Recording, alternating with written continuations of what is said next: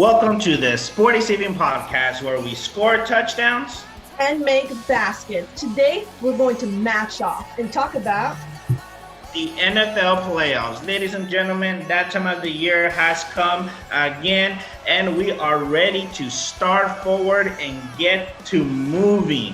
Let's go. December football has come. The frigid tundra is ready. Favorite time. We are going to get grinding. We're finally going to see who we're going to see face off for the next Super Bowl. Is it going to be the reigning champs, the defending reigning Kansas City Chiefs, or is there going to be a newcomer? Because, obviously, who knows? Maybe the Chiefs may not even make it to the Super Bowl this year. We got some good contenders. That little city up in Buffalo, New York is looking pretty nice right now. I know. Honestly, I'm looking at all the records in the AFC, and I'm like, man, there's a lot of 10-win streaks going on right now. That in the AFC, there's a lot of contenders that could possibly win. NFC, I have my guesses, but you know what? Who knows? There could be a surprise. There's been upsets in the playoffs that we never really suspect. Who knows? Alex Smith could, take the Washington team all the way. Honestly, I'm kind of rooting for Alex Smith, man. Anyone who's seen his story, he deserves the Super Bowl win. But, amen. Let's get started, Eunice. It just depends. Let us get started. So, who do you got first? So, the first team we're going to talk about, or specifically the game, is the Colts versus the Bills, okay? So, I don't know about you, Hershey, but for me, I got the Bills winning. And let me just tell you why, okay? So I'm a statistics girl. I love the numbers. I really think the numbers really show who's actually the better opponent in terms of which two teams are fighting or facing off. So for defense, the Bills are technically below the Colts in defense. Colts are ranked number 8 in defense, and Bills are ranked number 14th in defense, okay? There's not much difference in terms of how many yards they allow for passing. Bills allow 233 passing yards average per game. Colts allow 242 passing yards average per game. Now, what is the difference, which you can see why Colts are number 8 and Bills are number 14, is rushing yards allowed. For average rushing yards allowed by the Colts defense is about 91 yards per game. While the Bills, they allow about 120 average rushing yards per game. Okay, their sacks is about the same. The Bills defense has about an average 2.3 sacks per game. Colts about 2.5. What I see is the biggest difference between the two teams is their allowance of the opponent fourth down conversion. Okay, the Bills allow 57.9% of all of their opponent fourth down conversions to be completed, while the Colts only have 42.9% allowing opponents fourth down conversions. Okay, obviously this is for in total of all the games that they had during the season. Obviously that could change, but obviously it's the playoffs. People tend to go more for those third down, fourth down, especially if you're in that tight situation. But besides that defense, besides that one little factor, what really makes a difference and why I chose the Bills to win is the difference in offense, okay? Bills are ranked number 2 in offense, while Colts are only ranked number 10, okay? The Bills average about 2 first downs more per game compared to the Colts, okay? The Bills average about 24.8 first downs per game, while the Colts is 22.8. Okay, what's also a big difference is their third down conversion completion rate. Okay, the Bills have a 49.7% third down conversion completion rate compared to 39.6% third down conversion rate of the Colts. Okay, third downs are very important, and that can make a big difference. Okay, that is a 10.1% difference, which honestly is a big deal. What's also a big deal, fourth down conversion completion rate. The Bills are 80% completion rate for fourth down conversions compared to 61.5% for the Colts. Okay, fourth downs. If you're in that 2-minute range in the fourth quarter, you're down by maybe 6. A touchdown. You just need that. Those fourth downs are always going to happen, and you know what? That's going to be very important. you also got to look at the difference in quarterbacks. I mean, Josh Allen is averaging about 23 more passing yards per game, especially compared to, he averages about 284 passing yards per game and Colts only allow about 242 passing yards per game, okay? That is a 42-yard difference. And with Josh Allen, we know he can do better now. We know he can. If that's just a 42-yard difference between how much they average, imagine Josh Allen has one of those breakout games. He also has a 69.2 completion rate, which is like in the top 5 completion rate for NFL quarterbacks, okay? He averages about 2.3 touchdowns each game. And what's another big difference is the ratio between Phillip Rivers and Josh Allen's amongst touchdowns and interceptions. For Josh Allen's, he averages 3.7 touchdowns to 1 interception for the ratio of touchdowns to interception. For Phillip Rivers, it's 2.2 to 1. Okay, I'm not saying that's not saying any of them is gonna have an interception, but that is a big difference. Josh Allen tends to score almost 3 to 1 touchdowns to interceptions compared to Phillip Rivers 2 to 1. And both of them have their other secret weapons. Obviously, the Bills, we've seen that connection between Diggs and Allen. That's been doing really good. Diggs has a 76.5% completion rate between receptions and targets, amongst which Josh Allen has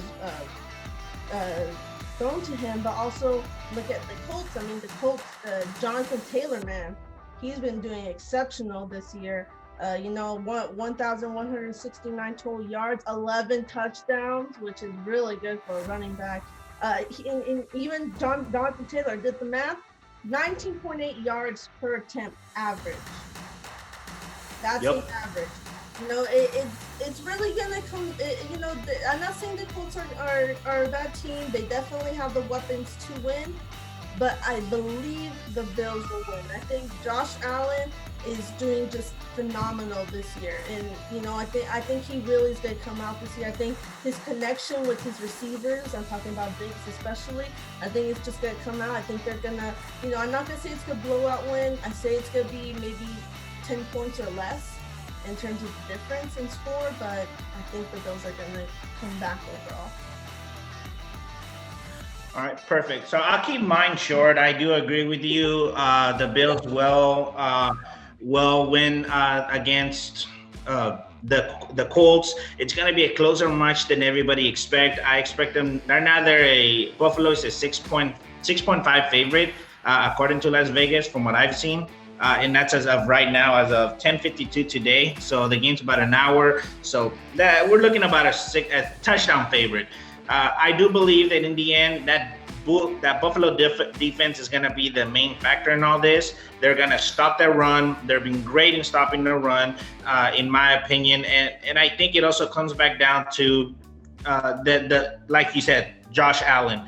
Josh Allen has been magnificent this year. He's connected with everybody. Also, he's getting his safety comfort back with Cole Beasley. He's playing today. Again, as we saw Cole Beasley in Dallas with both Tony Romo and Dak Prescott, both times he was the safety blanket that they used on that slot route, that out route, that post route. All that was basically Cole Beasley's domain. So with that being said, I think put him in the lineup. You got Stephon Diggs. You got Brown on the other side. Believe me, and then that double threat at running back, plus knowing that Josh Allen can throw and run at the same time, it all sets put together for the Bills to win. Again, it's not going to be an easy match. Phillip Rivers is a Hall of Fame quarterback. He's amazing at what he does. It's going to be a hard match, but I believe Buffalo will come out on top by a touchdown. I think whoever has the ball last will be the one to win the game. Yeah, no, definitely. So with that being said, what's your next matchup? Okay, well, we're going to have Rams versus the Seahawks, okay? And who do you have winning, Hershey? I actually have the Seahawks winning this matchup simply because Russell Wilson knows how to kill you. He knows how to puncture you. He can make nothing out of something. Okay. Now, mind you, his main weapon in DK Metcalf has not fared well against Jalen Ramsey. No, he's averaged the first matchup this year. He averaged 24 yards for 6 catches, and then 8 catches for 56 yards in the most recent matchup. Now, so you take him away, but everybody forgets the multi-tool that he has in his pocket, Tyler Lockett.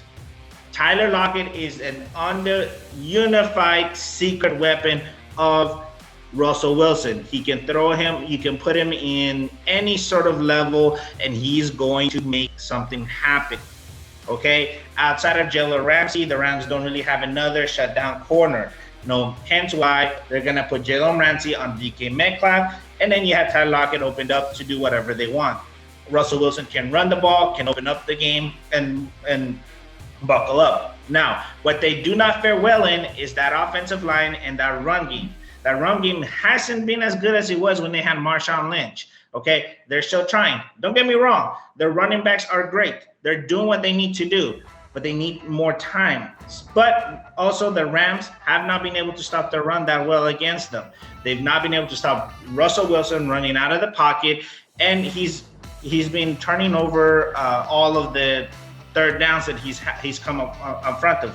So overall, the game really lines up to Russell Wilson winning the game. Now, mind you, per Las Vegas, they're about a 3-point favorite to win right now. I don't think it'll be that much, and this is one of the main reasons I say this. Jared Goff is hurt. He broke his thumb. No, the week 16 of the regular season, as we know, he did not play in week 17. Now, he is going to play today, but how bad is that thumb? How much is it healed? No, one thing that they never clarified, or at least that I have not seen as of yet, is which hand is it on? Is it his throwing hand? Right. Is it? Say that again? It's on the right. It's his right. Okay, so it's not on his throwing hand. So that's good. But even knowing that, no, we saw what happened to Andy Dalton when he was hurt, okay, in the Dallas game in week 17. No, he couldn't grip the ball well, okay? If he can't grip the ball well, that means that they're probably going to go more of a pass run up RPO game, to give the running backs more, which will allow that Dub Dupree, to come in and really close out that game. That defensive line for the Seahawks has really, truly, stepped up their game, since that trade. And there's nothing that they can do right now to say that they won't keep doing as well as they have. Mm-hmm. So again, I do have Seattle winning by 7. Mm.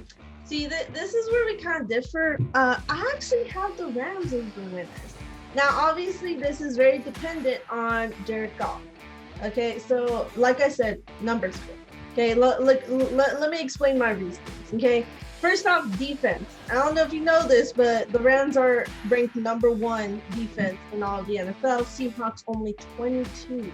Okay, when it comes to allowing average passing yards, defense for the Rams only allow about an average 191 passing yards compared to the Seahawks 285 allowance of average passing yards. Rushing yards, they're about the same. Rams allow about an average 91 rushing yards, Seahawks about 96. Okay, they're about the same with the sacks as well. Rams tend to get an average about 3 sacks, especially the Seahawks as well, 3 sacks. What is a big difference is how many first downs they allow to their opponent. The average allowing first downs for the Rams defense is 17.5. For the Seahawks, it's 23.5. That's about 6 first down difference between them. Okay, and the first downs are always crucial. If you're allowing more first down compared to another team's defense, that could be crucial. What's also crucial is third down conversion. Okay, for third down conversions. Oh my God, I could not speak for a second. Seahawks allow 47% of all their opponent third down conversions to go through, compared to 35.4% for the Rams. Okay, that's again a big deal. I mean, it's like we said, Russell Wilson's an amazing quarterback. Do not get me wrong, future Hall of Famer for sure. He has Super Bowl rings on him for a reason.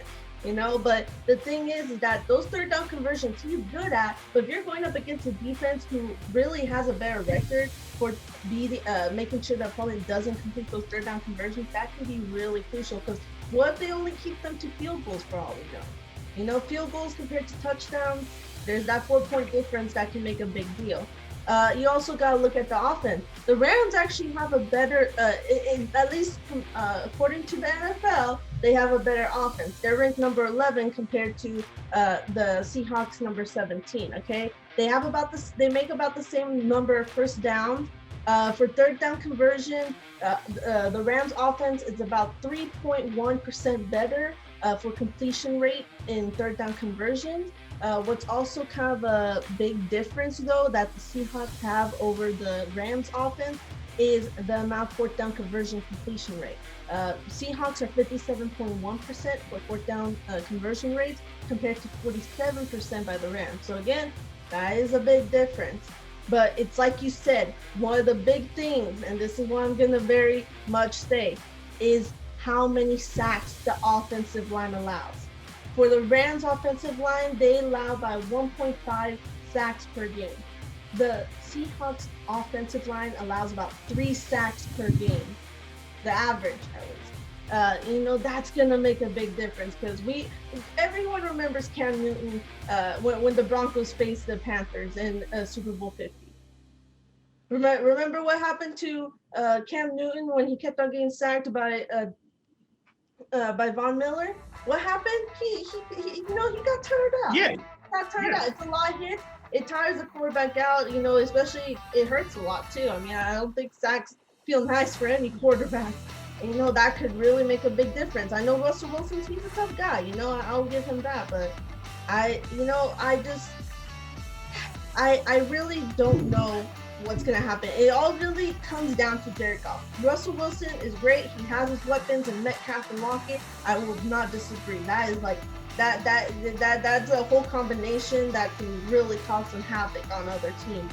But it really depends. You also gotta remember, though. You gotta really remember that the Seahawks have allowed 16 points per game over their final 8 games of the season, and also the Seahawks had 37 of their 46 sacks on their final 10 games. On top of that, Jamal Adams is hot right now. He set the record for cornerback sacks. On top of that, you can't forget home field advantage. The Seattle Seahawks have won 10 straight playoff games since its last home post loss was back in 2004, where the Seahawks again did fall to the Rams 27-20 in the wildcard round game. Now, the team that played in 2004 was not as good as the team that they're playing now. Now, I do agree. Defensively, they're lacking. I get that. And offensively, the Rams are a little better. But you cannot deny that the defense is getting hot right at the right time. And no matter what, unless the Rams are stopping and neutralizing that offensive line and they take away Jamal Adams, which they don't have a number 1 wide receiver that they can put him on. Plus, Cooper Kupp is not playing today, as far as I know, because he's still COVID. Huh? As far as according to the injury return report by the NFL, he is listed as questionable. He is not fully ruled out. Plus, you still have DK Metcalf and Lockett, who had a record-setting season in Seattle, and neither has found even though neither has found true major success against the Rams, the pair as a pair, they're still very good. You put them together, and one is gonna go out against the other. Plus, as long as the Rams have those two locked down, Russell Wilson can go after Greg Olsen, another pro tight end, against the running backs. So here's the thing you have tight end Jacob Holster too. Russell Wilson, his biggest advantage is his throwing arm. Okay, we all know Russell Wilson's one of the best in terms of passing yards. There's a reason he has a 68.8% completion rate. But the Rams defense has been very good at neutralizing the passing for all their opponents. They've only allowed 191 yards, passing yards average game. Okay, Russell Wilson tends to average about 263 yards, but that difference, man, I really think that could be. But like I'm saying, I really think the Rams defense is much better than the Seahawks. We can agree on that.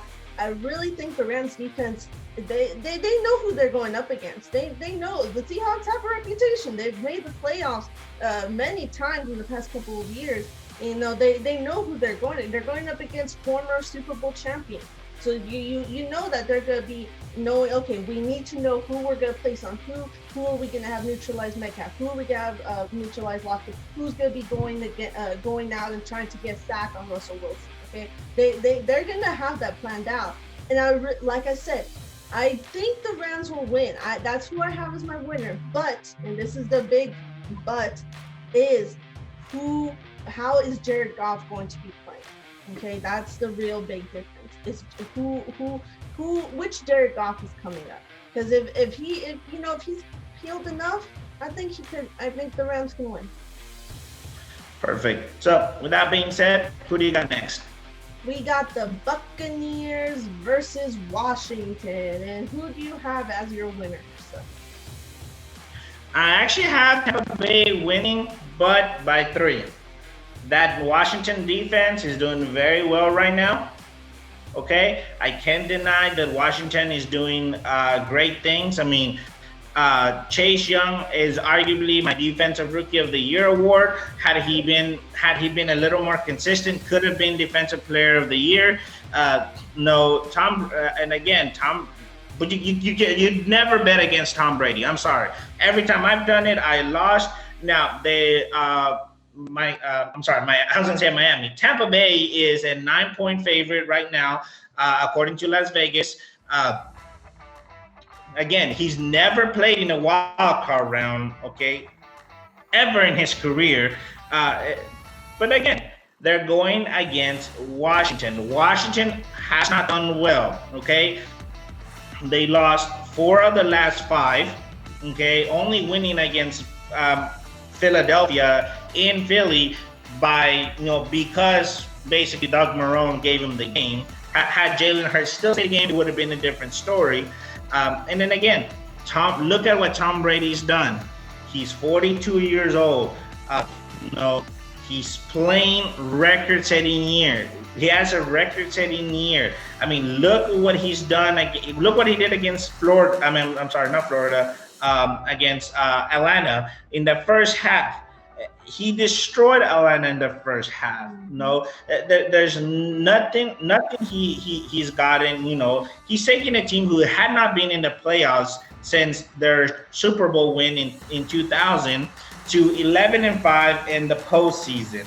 Okay, again, Tom Brady in the postseason has 30 victories, and of course with the 6 Super Bowls, which is double what the Washington franchise had, with 70 touchdowns and 35 interceptions. Young, although he's ready to go and he's leading all rookies with 7.5 sacks, that offensive line, Tristan Wirfs, that offensive lineman, he's a rookie too. He's done great. He's gone against Aaron Donald and almost neutralized him. Had Aaron Donald not been the pro that he is, we could say that he should have taken advantage of Wirfs, and he took him on. He's done great. On top of that, history is on the sideline of Brady. Right now, Tom Brady is very, very well in touch with that assistant defensive line coach, Lori Locust, and assistant strength coach and conditioning coach, Marl, and I'm sorry if I say this wrong, Javad Defar. Okay, these 2 female women have done great in the defensive line and strength coach, and they made Tom Brady stronger. They taught Tom Brady how to better read the offensive line in a way that maybe hasn't done in the past. Plus, Bruce Arians, is a great coach. He believes in what they do. Now, don't get me wrong. I do believe that Washington is a good team. Okay, like Bruce Arians said, we are not playing a 7-9 team. We are playing a 4-1 team because that's what they are with Alex Smith. And we have all seen that they are a way different team with Alex Smith in the lineup. Now, with that being said, are they good? Are they consistent enough to beat Tom Brady and what he has installed into Tampa Bay to beat out Mike Evans, Chris Godwin, Antonio Brown, Leonard Fournette, and all those other running backs that they have down there, plus that strong offensive line? No, I don't think they're strong enough. They're consistent enough. But I do see the Tampa Bay winning by 2 touchdowns at most. At least 2 touchdowns. I do see Young getting 2 sacks on Tom Brady plus a fumble. Okay. I will say I do agree with you. I do have the Buccaneers as the winner. I think, I don't get me wrong. In my heart, I really, really want Alex Smith to win. And anyone who's seen his story, from the injury that he had, saying that he may not even be able to play anymore, to, just working hard, coming back. I truly, truly want him to win, but I just cannot deny Tom Brady, man. I mean, it's insane. Like, honestly, everyone had their doubts. Tom Brady leaving the Patriots was a big deal. Everyone was surprised, saying, is he going to do anything with this new team? And look, he's proven his critics wrong, man. He's done amazing with the Buccaneers. It's like you said, he's taking a team that hasn't been to the Super Bowl or hasn't even been to the playoffs since their Super Bowl win. And look what he's done with them. The Buccaneers, they were, beforehand, they were an okay team, but they weren't really something that, oh my God, I really need to be worried about them. He's been able to make such good weapons and such good bonds with his receivers, Mike Evans and him, and then you got Gronkowski also that he was able to bring in. They Buccaneers, I don't think they've Gronkowski. And we also have to remember that established relationship between Gronkowski and Brady. Okay, that's been going on for years now, and he's brought that in, and then bring in Mike Evans, who's one of the definitely a future Hall of Famer in my opinion. You gotta bring that in. Also, like I said, statistic girl. Okay, I'm not gonna focus so much on the offense because it was really hard for me to really put any statistics on offense because remember, like we said, Alex Smith has only really played a total of 5 games because he was out. And then you gotta look at Tom Brady, who's played pretty much all 16 games in the season. I didn't really want to put statistics into that just because offensively, there is the difference because one has not played as many games. I didn't want to really do that, but I'm looking more at the defense. Okay, Washington has allowed 191 passing yards average per game compared to the Buccaneers only allowing 112. I mean, not 112. They've allowed 246. So that may be a big difference. Okay, Alex Smith, he's a really good quarterback to take advantage of that. What is also a big number, though, is the difference in rushing yards. Okay, Washington has allowed 112 average rushing yards per game compared to the 80 yards that Buccaneers allow in rushing yards. Okay, that's a big difference. I mean, the running game, don't be shy of it. Okay, we both know both teams have good quarterbacks, but you cannot ignore the run game either. Especially. That's the big difference with me is that if Tampa Bay sticks to the running game and allows that passing game to open up, they're gonna fly away with the win. But if they don't do that, if Bruce Arians decides, so we're just gonna throw it over them, I can see the game. Stressing people out a little more and being like, oh, we may not win this. That they have an opening in terms of the run game compared to when they go against the Washington defense. The Washington defense has not been that good in stopping the run game, at least not compared to the Buccaneers. And I feel like they need to remember that. We know you have fight. Honestly, in my opinion, he deserves to be a 2-time Hall of Famer, Tom Brady. We know you got that quarterback. We know he has those wide receivers and that tight end. We know he has the weapons. But remember, Tom Brady is still human. He can still get tired out. It doesn't happen often, but he can still get tired out. They need to remember, if you have that opening in the run game, then you gotta use it, man. Use it just for little things. Maybe just use it whenever you just need an extra few yards for the second down or even the first down. Use it ever so slightly. Give Tom Brady a little bit of a rest and let the run game do their job. Okay, you got an opening in the Washington defense. Use it. Okay, they're about. I also agree with you with Chase Young. Both teams have averaged about 3 sacks per game, so I definitely can see Chase Young getting like maybe a couple of sacks on Tom Brady. It's very much possible. What's also, there's not much big difference in terms of third down and fourth down conversion. They both, Washington has surprisingly the same completion rate in third down and fourth down conversions, which is 37.5%. But the Buccaneers are better. Okay, they have 0.4 or 40% completion rate for third down conversions and 56% completion rate for fourth down conversions. That can be a very big difference. But again, I really do have the Buccaneers winning. I am still gonna root for the Washington in my heart, but I can't go against Tom Brady, man. It's going against Tom Brady is like betting against the devil. Perfect. So next game. Next game we have the Baltimore Ravens against the Tennessee Titans. And I'm curious to know who you guys the winner. This is a hard one. I haven't been able to decide because they're very evenly matched. Run-wise, the Ravens have obviously last year's MVP, Lamar Jackson. And then, of course, you have Mark Ingram and J.K. Dobbins, both great running backs. But then, Tennessee's the king, 2,000-yard rusher, one of only 8 running backs to do it, Derrick Henry. Okay? And then when you move that to the side too, look at that offensive line for Tennessee. 0 Pro Bowlers, ladies and gentlemen. 0 Pro Bowlers allowed rushing a running back to rush for 2,000 yards. Excuse me, pros. Excuse me. How could you put any Tennessee in the Pro Bowl team? Huh? No running back can rush 2,000 yards without a good offensive line. I don't care who you are. You can be Jim Brown. You're still not going to run 2,000 yards without an offensive line. Come on. Put him in the Pro Bowl. All-Pro team. Let's go. Point blank is the running games are there. Now, where they differ is the passing game. Okay? Good wide receivers and tight on both sides. So I'm going to have to make a choice. Okay?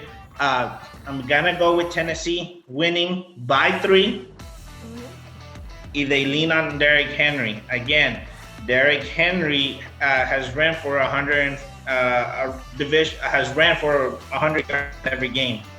Okay, he's the only time he's lacked those yards was against Green Bay, but it was the snow. He's never played in the snow. The snow games are games that you have to, unless you live in them, there's no way you're gonna really play in it. Okay, that's my belief. No, now with that being said, to me, if Baltimore doesn't stop Derrick Henry, that's their first priority. If the Ravens can stop Derrick Henry, no. Does that really matter? Ryan Tannehill, who threw for 3,000 yards and a career-high 33 touchdowns and only 7 interceptions during the regular season, can still throw it over you. Let's not forget what happened last year. This is a revenge game for the Ravens.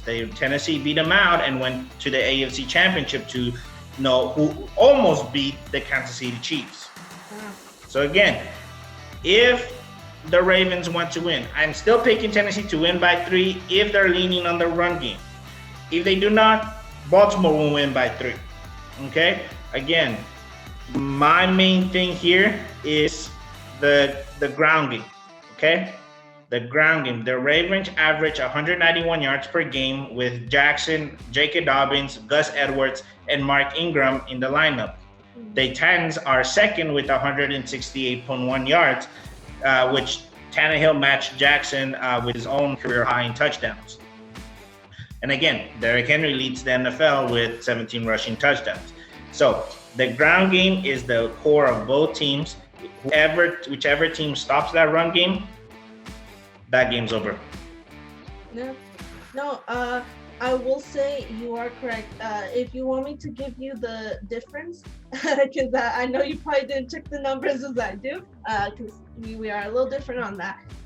They are about the same when it comes to how much rushing yards they allow. For the Tennessee Titans, they allow only about 108 average rushing yards for their opponents, compared to the 120 for the Baltimore Ravens. But that's the thing, 12-yard difference. But you have to look at who you're facing against. You're facing against Derrick Henry. Derrick Henry, 12-yard difference. No, he's gonna take that 12-yard difference and he's gonna make it like 72. It really is. Yeah. You also have to look at how they've done with the conversions. Okay, when it comes to comparing the Ravens defense, and I'm also doing this again. I'm really just gonna compare the defense, because this is what both of them have, probably about the equal amount in offense. Okay, their numbers are pretty much almost identical. When I was doing the research on how they've done on third down conversions, fourth down conversions, rushing yards, passing yards, they're very much equal. In the offense, it all comes down to the defense in this game, in my opinion. I believe you can agree. What worries me, and this is the reason why I'm also choosing Titans to win, is the difference in their completion rate. For the Ravens, they allow 51.8% of the third down conversion completion rate for their opponents, and for fourth down conversions, 57.6%. Okay, then you gotta look at the Titans. They're 34% for completion rate third down conversions and 45.7% for fourth down conversion. Okay, that's gonna be that for me is like this little red flag. Okay, for me that's saying they big red flag. know how to stop the conversion as good as the Titans, and that is gonna be a big factor when they play. Okay, because you got Derrick Henry, you got Ryan Tannehill, you have an amazing offense in the Titans, not counting out Lamar Jackson, DK Dobbins and whatnot. But if they're not able to stop that offense from the Titans, they're not able to do better in stopping conversions. It's gonna go to the Titans. It's not gonna be Ethan Gay by far. I honestly I can see it being only won by like 1 point. I can even see it going into overtime. But I do got Titans. Yeah. That's just my opinion. But I would not be surprised if the Ravens come back. I do believe that is very much possible for the Ravens to come back and win as well. Okay. But aside from that, who do you have as the winner? Who do you still think that the Titans will win? Yeah, I still think the Titans will win by 3, but again, I think my mind can change if depending on what I see during the game. Okay. This is the one game out of all of them where I'm more excited to see, because they're very evenly matched teams. They're both very run-heavy teams, and if you neutralize that, then they're left with the passing game, and they're not the best passing teams in the league. They're not bad by any means. They're in the middle of the pack, but can always, that can always change the tide. So overall, I do believe it's going to be an interesting match. I can't wait to see it. I believe that game is tomorrow at 1 o'clock Eastern time, 12 o'clock our time, Central time. But either ways, I'm excited to see that game. I'm excited to really see how they do. But with that being said, we still got 2 games to talk about. Not a lot of time left. What's the next one, Eunice? We got the Bears versus the Saints, and I am just going to keep this short because, like you said, one, we're running a little short on time, but also because it's pretty simple. I got the New Orleans Saints. winning. They have a much better record in terms of the passing and rushing game. You know, they got much better defense. In my opinion, at least when you come down to the numbers. You also got to remember offense, man. Drew Brees, you got Drew Brees, man. That's all I can say. Drew Brees is someone who I also can't really bet against. Similar to Tom Brady, Drew Brees knows how to really focus on team. He knows Drew Brees, knowing him, he's looked at a bunch of reels of the Chicago defense. He's saying, okay, which receivers do I think can be okay? You know what? I think this receiver is gonna be able to outmatch this defender. I think I'm gonna throw for him. I know exactly. Okay, they're bad on open field. I'm gonna throw it there. You know, he knows how to read a defense. He knows, okay, I know where I'm gonna do good and where I'm gonna do bad, and I'm gonna focus on doing good. Nah, I'm gonna put simple and say I won't put numbers for this one because this one I don't really the numbers are anyone can see them. It's the Saints. Trubisky, I'm sorry, but you no. Yeah, the Saints are a 10-point favorite for Las Vegas. Exactly. The Saints are a 10-point favorite because honestly, I think they're gonna win by 2 touchdowns. They have 18 interceptions. They lead in the NFL with 18. They have 2,000 rushing yards, which are the most since Peyton took over as head coach. And then the Bears are tied for 25th in NFL for takeaways with 18, and then with sacks they're about 35 in the league. I mean, they do have their safety Pro Bowl Eddie Jackson, he's really good, but Brees has Michael Thomas and Alvin Kamara and Thomas back. Wow, his name just went outside my head. His other receiver, and then of course his Swiss Army knife in there as well.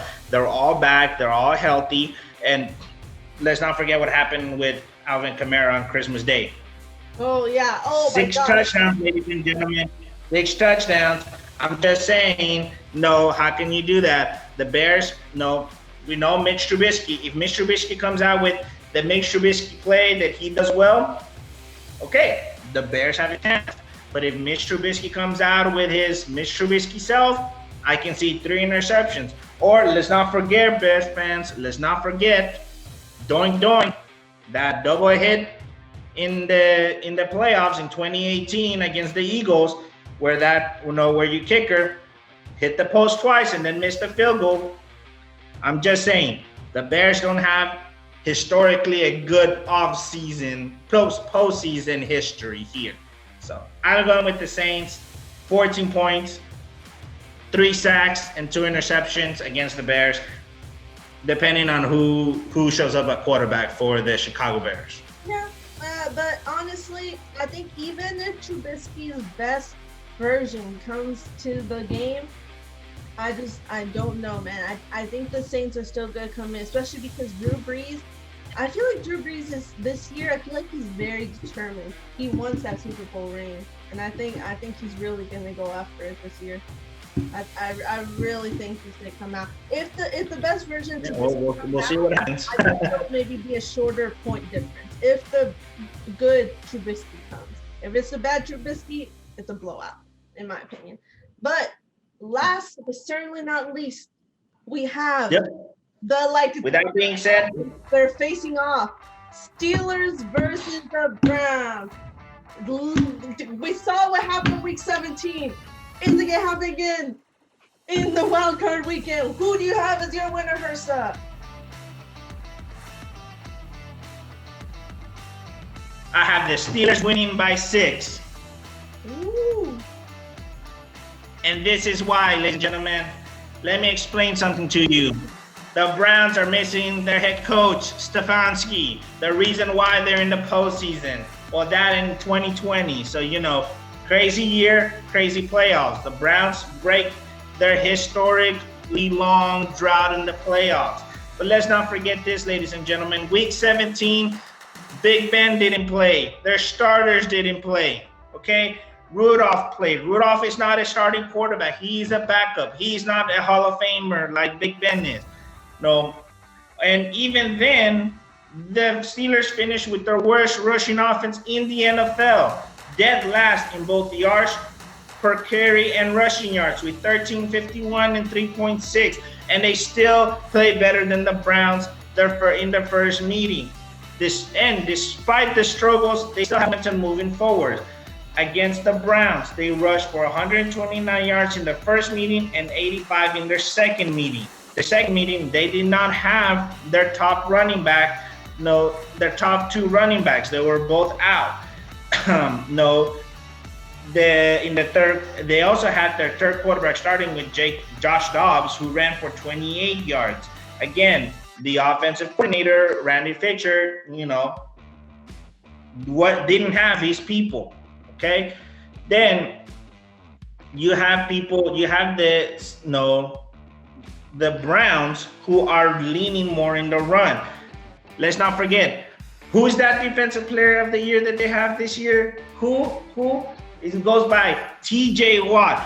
15 sacks as a linebacker, ladies and gentlemen. Ray Lewis numbers. Let's not forget Ray Lewis, Mr. Showtime, the best leader the Baltimore Ravens ever had. Again, it's the NFL. If he does not win the defensive player of the year and you give it to Aaron Donell, you guys are cheating because he deserves it. No, we all know it. Plus, the Browns are shuffling their offensive line again. Not their fault, due to COVID protocols. They've been doing that. They're gonna take advantage of that. No offensive coordinator. Browns have zero chance against the Steelers. I have to honestly agree with you on that. I do have the Steelers winning. As much as it pains me to put the Steelers as winners, I have to look at. The statistics also slightly put Steelers at advantage too. They do have the better defense. The Steelers are ranked third compared to Browns 17. They're about almost the same in offense. Offense is 16th ranked compared to Steelers 24th. But like you said, they are getting their starters back. They're getting Big Ben back. They're getting, they got TJ Watt. And I will say, this is something that also makes me want to made me put Steelers as winners.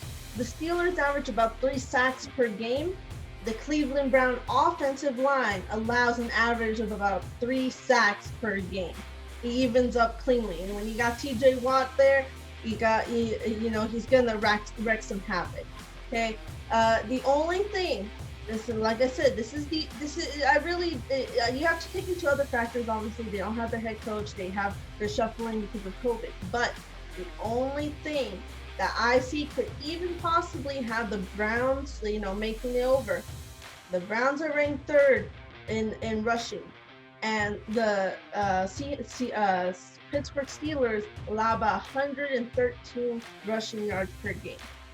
And I say if, this is a little big if the Cleveland Browns somehow can use that as their advantage, because they know they got a run game going on. I have to admit, they have a better run game than the Steelers, and I think you'll agree on that. Yeah. They can try to take that into their advantage.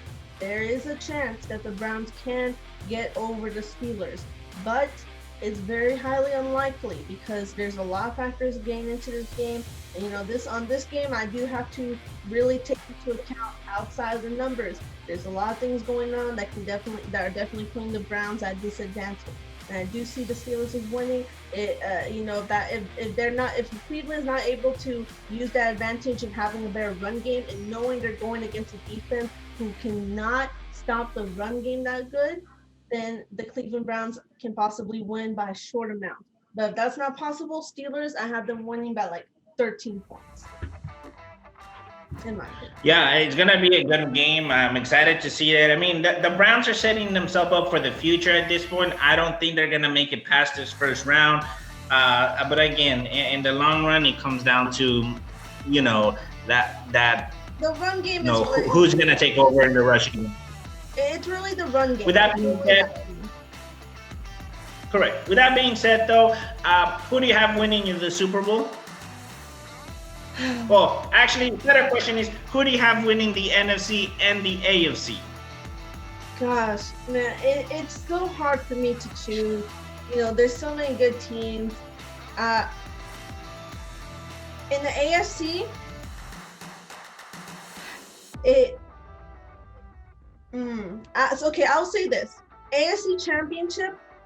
I actually have it as the Titans versus the Bills. Okay. I honestly think, I know Patrick Mahomes is good. I know the Chiefs are good. And they've been doing good. There's a reason why they're the number one seed in the AFC.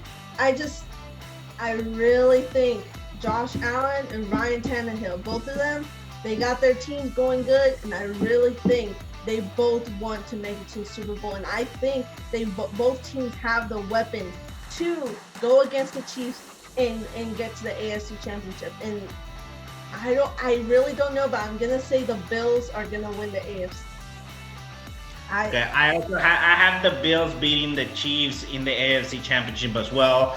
I think they're hotter team right now, not the better team, the hotter team. So yeah, I got the Chiefs winning. What about the NFC? The NFC is a little easier, but not as quite. I have it as the Packers versus the Buccaneers in the NFC Championship. And I think I'm gonna give. It's like we said, we can't bet against Tom Brady. I think it's gonna be the Buccaneers winning the NFC. Yeah. So because everything is gonna run through Lambeau, and it's snowing up there, I think they are going to make the NFC Championship. But again, if Tampa Bay wins, they go up to Green Bay to play them in the second round. Tom Brady's played in the snow. He knows how to play there. His team might not know, but he does, and he's instilled everything they know. So I actually got the Saints and Tampa Bay playing in the NFC Championship, and the Saints beating the Tampa Bay by 3. I have the Saints as my second. I honestly think Packers are good, but one, don't like them. We're Cowboys fans. X to the Packers.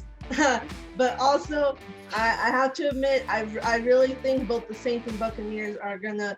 If it's not the Buccaneers winning the NFC, I believe it's gonna be the Saints as well. But in terms of Super Bowl, for me, I have the Super Bowl as the Bills versus the Buccaneers. And I really don't know, because if I'm really looking at it, if that does end up happening, the Bills versus the Buccaneers in the Super Bowl, in my head, I'm saying the Buccaneers because you can never bet against Tom Brady. But in my heart, I'm saying Josh Allen. I truly believe he's done so good with the Bills. And we know the Bills have been they've been doing really good these past few years. They went from going to the Super Bowl 4 times and losing 4 times in a row, and then not being in the playoffs, to now being a great exceptional team. Number 2 seed. Mm-hmm. Yeah, but honestly, I want to say Josh Allen is going to be taking the Bills and winning it all. I'm gonna say that now. I think that's what I watched. I have the same. I agree. It's gonna be the Bills versus the Saints in the Super Bowl, with the Bills winning out. But here's my catch. The Bills will beat the Saints in the Super Bowl in double overtime by a missed field goal from the Saints. I can agree with that. I think the Saints. I say it's gonna be the Buccaneers, but I can also see the Saints. But we can both agree we want the Bills to make it to the Super Bowl. I think they're the best team overall right now. I think they're the hottest team right now. I think they're doing great. Josh Allen is arguably my MVP for the season. There's no reason for me not to pick him. But of course, there's a reason why the ball is not shaped in a round shape. So we'll see what happens.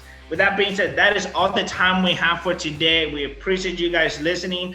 Follow us on all our major social platforms as well. Follow us on RYM Network. And Eunice, you have anything left?